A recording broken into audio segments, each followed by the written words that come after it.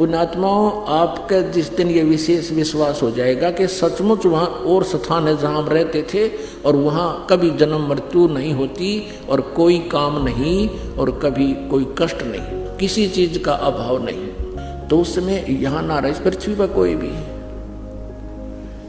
एक भक्त कहने लगा, जी यदि सभी सतलोक की भक्ति कर लेंगे परमात्मा की और सभी सतलोक चले गए सारे, तो पृथ्वी पर कौन रहेगा? या तो खाली हो जाएगी। तो पता यहाँ तक ठेका ले रहे हम, ये खाली हो जाएगी तो कौन रहेगा? अरे ये इतने पत्थर घूमने लाग रहे, 8 ग्रह ऊपर घूमने लाग रहे, सारे खाली पड़े पत्थर। इन पृथ्वी से तो कई हजार गुना कई गुणे बड़े हैं। एक पत्थर यो भी घूमता रहेगा, हमने क्या ठेका ले रखे हैं धक्के खाने का।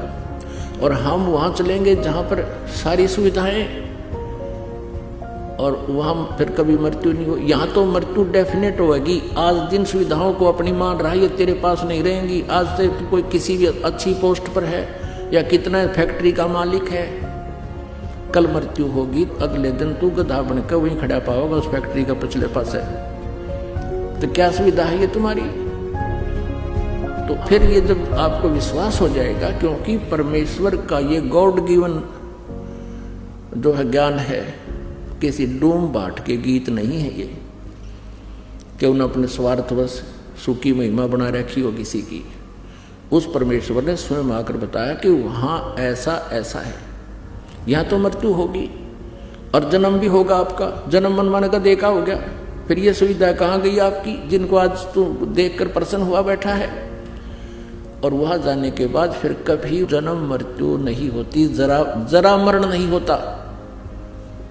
वहां जन्म तो एक बार होगा, लेकिन फिर ना वृद्ध अवस्था होगी सतलोक में और ना फिर मृत्यु हो। और यहाँ दोनों दुख, महान दुख यही है, हम इतने ढीठ हो गए इस काल के लोक में।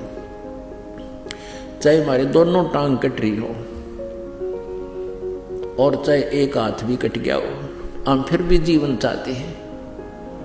यदि यहाँ बुढ़ापा ना हो और मृत्यु ना हो तो हम इतने ढीठ हो रहे हैं, हमारे ऊपर कितना कष्ट आया और हमको नहीं डगे यहाँ तक, हम नहीं जाना चाहते। लेकिन परमात्मा हमें याद दिलाना चाहता है कि वहां सतलोक में तुम्हारा जरा नहीं है, जरा मन बुढ़ापा और मरण नहीं।